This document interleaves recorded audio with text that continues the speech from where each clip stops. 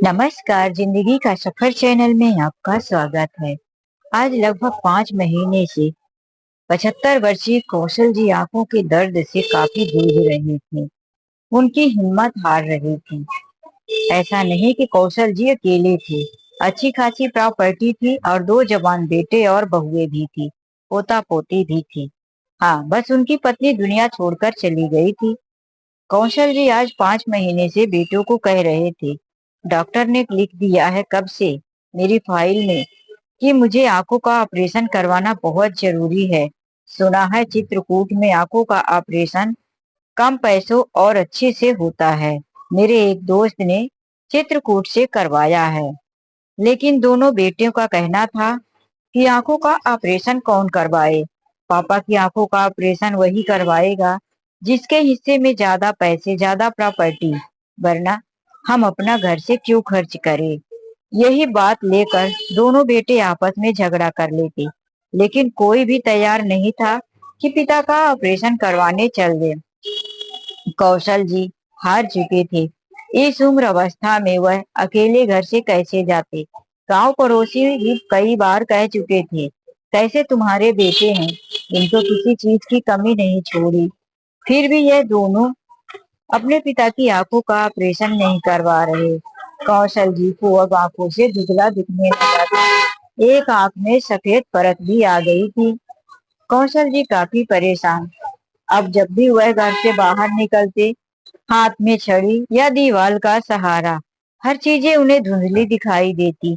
उनके सामने कोई व्यक्ति खड़ा भी होता तो वह सीधे तरीके से उसे पहचान नहीं पाती।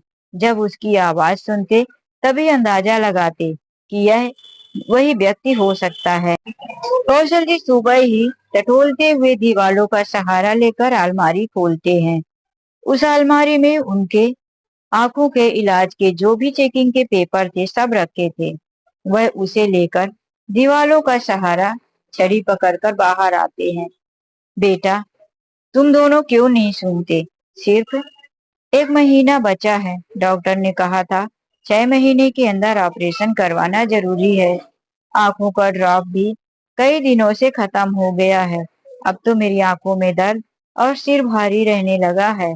दोनों बेटों ने कहा, पापा आप पहले अपना सुनाते हो, हम क्या कहते हैं वह नहीं सुनते।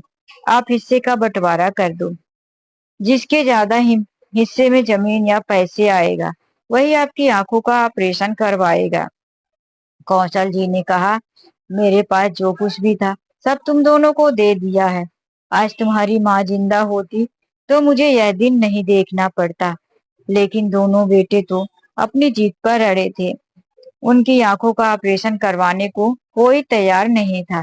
तभी पड़ोस के उनके एक मित्र मनोहर भाई आ जाते हैं। वह सारी बातें सुन लेते हैं।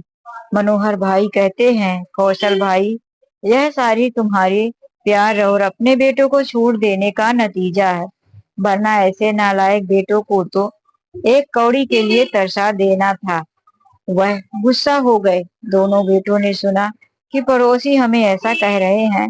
गुस्सा तो उन्हें भी आया, लेकिन वह उनके पिता के परम मित्र थे, इसीलिए उनसे कोई ना कुछ ना कह सके। बस इतना ही बोले, अंकल जी, अंकल जी आप समझते नहीं। आपने ही तो अपने घर का बंटवारा अपने तीनों बेटों में बराबर बराबर कर दिया है, फिर हमारे घर में ऐसा क्यों बोलते हो? मनोहर जी बहुत कुछ कहना चाहते थे और उन्हें भी कह रहे थे, कौशल जी छुपा क्यों रहे हो? सब कुछ सच सच बता क्यों नहीं देते? तब तुम्हारे दोनों नालायकों की आंख खुलेगी। कौशल जी ने कहा, नहीं मनोहर भाई, कुछ नहीं, कुछ मत बोलना। दोनों बेटों को लगा कि पापा के पास ना जाने कितनी प्रॉपर्टी रखी है जिसे छुपा कर रखे हैं, और मनोहर अंकल को पता है, इसीलिए वह बोल रहे हैं कि बता क्यों नहीं देते। उन दोनों को भी काफी शक हुआ और कहते, पापा हाँ हाँ बता दो, छुपा क्यों रहे हो? कहाँ कहाँ की प्रॉपर्टी है जो आपने अपने संदूक में ताला लगा के रखा है? कभी तो प्रॉपर्टी का पेपर दिखाया नहीं, बस वही अपनी दवाइयों की रिपोर्ट लाकर दिखाते हो। हमें भी तो दिखाओ, कहाँ कितनी जमीन कितनी संपत्ति है।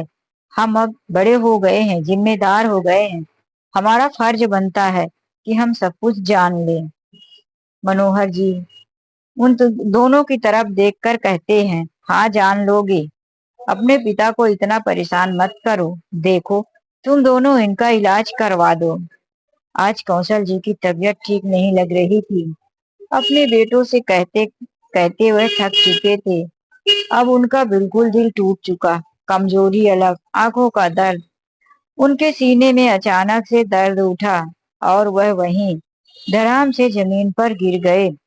उनके मित्र वह भी बूढ़े हो चुके थे, लेकिन जी जान से उन्हें संभालने की कोशिश करते हैं। तभी मनोहर जी कहते हैं, अरे नालायको, अभी भी तमाशा देख रहे हो? उठाओ अपने पिता को। दोनों को लगा कि पापा बंटवारे को लेकर नाटक कर रहे हैं, इसीलिए बेमन से आए और आंगन में पड़ी हुई चारपाई पर उठाकर पिता को लेटा दिए। मनोहर जी ने कहा, कोई डॉक्टर बुलाओगे? देखो क्या हो गया है मेरे मित्र को। लेकिन दोनों एक दूसरे का मुंह देखते रहे। तो भी इतने में भी अपने पिता का इलाज करवाने को नहीं सोचे। मनोहर जी ने कहा, कौशल भाई, अब तो तुम्हारा अंतिम समय चल रहा है और तुम हो की सारी बात छुपा कर रखते हो। कौशल जी ने कहा, नहीं मनोहर भाई, ऐसा मत करना। रहने दो, मेरे जीते जी यह राज नहीं खुलेगा। इतना सुनकर उन दोनों को काफी शक हुआ। पापा क्या राज छुपा कर रखे हैं? अब तो पानी सर से ऊपर चला गया।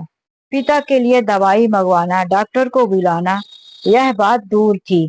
यह उन लोगों को समझ में नहीं आ रहा था। पिता की सांसें तेज चल रही थी, लेकिन वह पिता के कमरे में घुस गए। दोनों ढूंढने लगे। उन्हें पता था कि पापा एक पुराना संदूक बंद करके अलमारी में रखे हैं। वह दोनों भाई लेकर आ जाते हैं और उसका ताला तोड़ने लगते हैं। ताला काफी पुराना, जंग लग चुका था। मनोहर जी ने कई बार मना किया, यह बाद में कर लेना, पहले अपने पिता को डॉक्टर के पास लेकर चलो। नहीं, अभी फैसला होगा, छोटे बेटे ने कहा। बड़े ने तेज तेज से उस ताले पर हथौड़ी चलाना शुरू कर दिया। मनोहर जी को गुस्सा आया और उन्होंने कौशल जी के गले में बंधी हुई उस चाबी को, जो वह एक काले धागे में बांधकर पहने रहते थे, खींचकर निकाला और बोला, लो, आज तुम जान ही लो। चाबी तुरंत फेंक दिया। दोनों ने जल्दी से चाबी को झटका और बड़े बेटे ने ताला को खोल दिया। ताला खोलने पर उसमें कुछ दस्तावेज दिखाई दिए। कुछ कोर्ट के पेपर थे, तो कुछ ऐसा पेपर थे जिसे पढ़कर दोनों के पैरों तले जमीन सरक गई। उस पेपर में साफ साफ लिखा था कि जब उनकी माँ सावित्री देवी विधवा हो गई थी, गांव उन्हें ताना दे रहा था। उनके पति शराबी थे, यानी कि कौशल जी के बड़े भाई शराबी थे। सारी जमीन और घर बेचकर शराब पी गए थे। ऊपर से पत्नी के साथ मारपीट किया करते थे। दो बेटे होने की भी जिम्मेदारी नहीं निभा रहे थे। सावित्री जी अपने पति से काफी दुखी थी, फिर भी वह एक गृहिणी और संस्कारी औरत थी। पति को हर वक्त समझाती। एक दिन उनके पति शराब पीकर लौट रहे थे। उनकी एक्सीडेंट से मौत हो जाती है। सावित्री जी काफी अकेली और परेशान हो जाती हैं। कई लोगों के इतने कर्ज थे कि सावित्री देवी जी को काफी परेशान करते। उनके घर के जेवर, उनके घर के बर्तन, सब कुछ कर्ज चुकाते चुकाते बिक चुके थे। सावित्री देवी जी क्या खुद खाती, क्या दो दो बच्चों को खिलाती।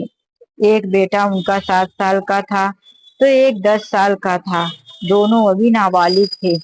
सावित्री देवी जी कहाँ से लाती? ऊपर से रहने को छत भी नहीं थी। वह एक दिन वहीं के एक पुल में खड़ी अपने दोनों बेटों को पकड़कर जान देने की सोच रही थी कि शहर में रहते थे कौशल जी। वह गांव आए हुए थे। उन्होंने देखा कि उनकी सगी भाभी ये क्या कर रही है। वह दौड़कर अपनी भाभी और दोनों बच्चों को बचा लेते हैं और कहते हैं, भाभी, आप ये सब क्यों कर रही हो? वह रो पड़ती हैं, देवर जी आपने मुझे क्यों बचाया? हम जी कर भी क्या करें? हमें कर्जदार परेशान करते हैं, हमारा घर खर्च नहीं चलता, हम दोनों बेटों को भूखे कैसे रखें? हमारे बेटों की पढ़ाई लिखाई तो दूर, खाने के लिए भी हमारे पास पैसे नहीं हैं। हम कहाँ जाएं? घर से निकलते हैं तो सब हमसे कर्जा मांगते हैं। कौशल जी ने कहा, भाभी आज से दोनों बच्चों की और आपकी जिम्मेदारी मेरी है। मैं इन दोनों बच्चों का पिता और आपका छोटा भाई बनकर इस घर को संभालूंगा और आपकी रक्षा करूंगा। कौशल जी दोनों बेटों को पढ़ाते लिखाते हैं, उनकी परवरिश करते हैं और सरस्वती जी को भाभी माँ की तरह पवित्र नजरों से हमेशा देखते हैं, उनकी इज्जत करते हैं। उनकी नजर में वह माँ थी। दोनों बच्चों को पाल पोस कर वह बड़ा कर रहे थे। कई बार सावित्री देवी जी ने कहा, देवर जी आप शादी कर लो, हमारे विधवा के पीछे, इन दो बच्चों के पीछे आप अपनी जिंदगी क्यों बर्बाद कर रहे हो? कौशल जी ने कहा, नहीं भाभी माँ, मैं शादी कर लूंगा तो आपके दोनों बच्चे कौन संभालेगा? मेरी पत्नी आएगी तो आपका और बच्चों का खर्च नहीं उठाने देगी, सब सवाल करेगी। और ऐसे भी गांव वाले कभी कभी कुछ उल्टा बोल भी दिया करते थे, लेकिन जो कौशल जी को समझते थे वही उनकी सराहना करते थे। कौशल जी बच्चों को संभाल पाल ही रहे थे कि एक दिन भाभी माँ की भी तबीयत खराब हुई। वह पहले से ही पति के अत्याचार से टूट चुकी थी और वह भी दुनिया छोड़कर चली गई। अब दोनों बेटों की जिम्मेदारी आ गई थी कौशल जी पर। कौशल जी दोनों बेटों के पिता बनकर पूरी जिम्मेदारी निभाते रहे। अपने हिस्से का घर प्रॉपर्टी सब कुछ वह अपने पास रखे। दोनों बेटों को पढ़ा लिखा कर वह उनके पैरों पर खड़ा कर दिया, उनकी शादी कर दी। अपनी जिंदगी अपने दोनों भाई के बेटों के ऊपर कुर्बान कर दिया। उनकी पत्नी जाते जाते उनसे हाथ जोड़कर कहती गई, मेरे दोनों बेटों की रक्षा करना। आज इस पत्र को पढ़कर दोनों की आंखों से आंसू बह गए। दोनों ने जब देखा कि मेरे चाचा ने पिता बनकर इतनी बड़ी कुर्बानी दी और कभी मुंह से एक शब्द नहीं निकाला, आज दोनों को कुछ धुंधला धुंधला सा याद आने लगा। लेकिन वह यादें बहुत पुरानी थी। याद तो सिर्फ यही था कि हमेशा उनके चाचा पिता बनकर उनके साथ खेले, उनकी सारी जरूरतें पूरी की, जो मांगते रहे वह सब कुछ उन्होंने दिया। घर जो भी था दोनों भाइयों में बराबर बराबर बंटवारा कर दिया। और आज जब उनके ऊपर मुसीबत पड़ी तो वही दोनों बेटे उनकी संपत्ति को लेकर उनकी आंखों का ऑपरेशन भी नहीं करवा पा रहे थे। छोटा बेटा अब तक जो पत्र पढ़ रहा था, आंखों से आंसू बह रहे थे। आस पड़ोस के लोग भी जो इकट्ठा थे, सबकी आंखों से आंसू आ चुके थे। बड़े बेटे ने जल्दी से कहा, इसे रख और चल, पापा को हॉस्पिटल लेकर चलते हैं। संदूक को वहीं छोड़ दिया। जल्दी से दोनों बेटे कौशल जी को हॉस्पिटल लेकर गए। डॉक्टर को बोले, जो भी पैसा लगे, लेकिन मेरे पिता को ठीक करना ही है। पहले उनकी दवाई, फिर उनकी आंखों का ऑपरेशन, सब कुछ अच्छे से हुआ। दोनों बेटों ने जी जान लगा दी। आज उनकी ऑपरेशन को हुए 15 दिन हो चुके थे। कौशल जी अब काफी स्वस्थ भी थे। दोनों बेटे कौशल जी को बारी बारी से अपने हाथों से खिलाते। दोनों बहुएं खूब सेवा करने लगी थी। कौशल जी बेहोश थे। उन्हें नहीं पता था कि दोनों बेटों ने संदूक में रखे हुए पेपर को पढ़ लिया है। वह सोच रहे थे कि आखिर मेरे दोनों बेटों का हृदय परिवर्तन कैसे हो गया। उन्हें सब कुछ बहुत बदला सा लग रहा था। आंखों की जब पट्टी खुली तो अब सब कुछ उन्हें साफ दिखाई देने लगा। दोनों बेटे उनके पैर के पास बैठे हाथ जोड़कर कह रहे थे, पापा हमें माफ कर दो, हमने आपके ऑपरेशन और दवाइयों में लेट कर दिया। हमारी आंखों में लालच की पट्टी बंधी थी, अब वह खुल चुकी है और आपको भी अब साफ साफ दिखाई देने लगा है। यह हमारे परिवार के लिए सबसे खुशी की बात है। दोनों बेटे जब छुट्टी कराकर घर लौटकर आए तो पहले से माहौल सब कुछ अलग था। कौशल जी का साफ सुथरा कमरा, सारी सुविधाएं। कौशल जी के समझ में नहीं आ रहा था। अपने मित्र से पूछते हैं, मेरे बेटे इतना बदल कैसे गए?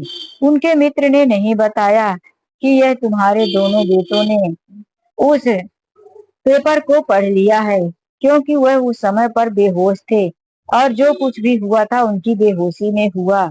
अब सब कुछ उनको व्यवस्थित रख दिया गया था। अब कौशल जी का मन बहुत खुश था। वह अपनी भाभी माँ को याद करके कह रहे थे, माँ, इस बेटे को भी आशीर्वाद देना और अपने दोनों बच्चों को भी। देखो, तुम्हारे बेटे मेरा कितना ध्यान रख रहे हैं। घर में अब सब कुछ सही हो चुका था। तो दोस्तों, कहानी कैसी लगी लाइक और कमेंट करके जरूर बताना। आज के समाज में भाभी और माँ के रिश्ते को लेकर तरह तरह के मजाक और फनी वीडियो बनाकर रिश्ते को खराब कर देते हैं, लेकिन भाभी और देवर का रिश्ता माँ बेटे की तरह होता है। अगर देवर चाहे तो बेटा बनकर भी भाभी की मदद कर सकता है, जिस तरह से कौशल जी ने अपनी भाभी और उनके दोनों बेटों की मदद की। तो मिलते हैं नई कहानी में। आज के लिए बस इतना ही। नमस्कार। वीडियो अच्छी लगी हो तो लाइक और सब्सक्राइब करना मत भूलना।